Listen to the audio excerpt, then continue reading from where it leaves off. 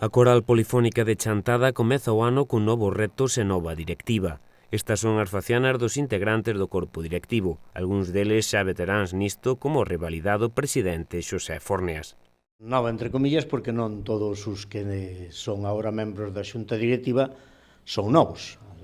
Estamos aquí tres que xa estuvemos nas anteriores, por o menos nunha, eu xa levo dúas, aquí as miñas compañeiras unha levades, non? Sí, unha cada unha, e como estaban contentas, pois seguiron. Eso. E aquí Maite e Rafa, pois entraron de novo.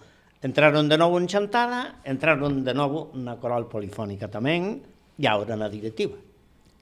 E tuvemos a reunión o día 8. Bueno, por unanimidade, volveronme a elixir a min.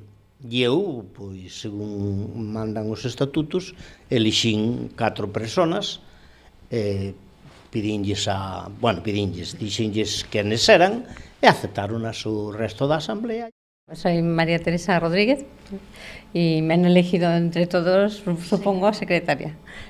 Rafa? Son Rafa Aguiar, nombráronme tesoreiro, o sea que serei eu que manejo os cartos.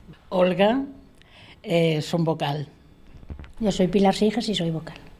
Todos inician a nova quenda de mandato con gañas de traballar, sobre todo en intensificar as relacións con outros colectivos do municipio. Temos algunhas cousas así en mente para intentar facer. Antes, cando estábamos falando privadamente contigo, falábamos de unha idea que temos e que estamos todos de acordo, é de que as asociacións de tipo cultural e deportivo tamén, porque non, do pueblo, que queríamos que colaboraran, e nós con eles, non colaboraran eles só con nós con eles tamén, para poder facer nas actuacións que podamos ter aquí durante o ano, pois, algunhas actuacións en conxunto, como xa viñamos facendo, pero bueno, que foran máis seguidas. Hai asociacións que non as conocemos, entonces que falen con nós, e poñémonos en contacto e dicen, podemos facer isto, porque sempre enriquece as ideas dos demais.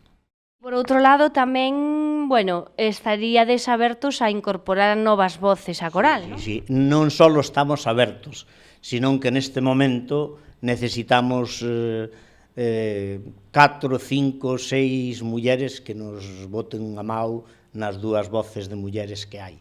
Necesitámolas.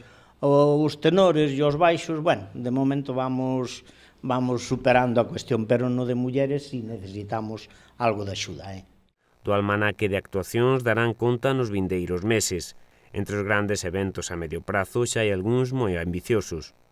A min gustaríame, nestos 4 anos, poder facer a Romaría Coral de Galicia aquí en Chantada.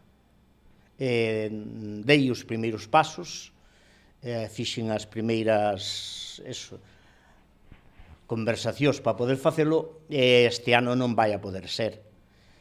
Pero para o ano que ven, eu quería a ver se podíamos lograr facer aquí unha xuntanza de corais de todo Galicia, aquí en Chantada.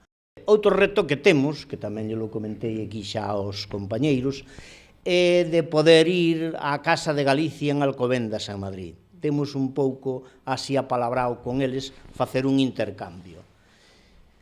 E despois, seguir facendo estes actos ou estes eventos que se fan anuales, letras galegas, panxoliñas.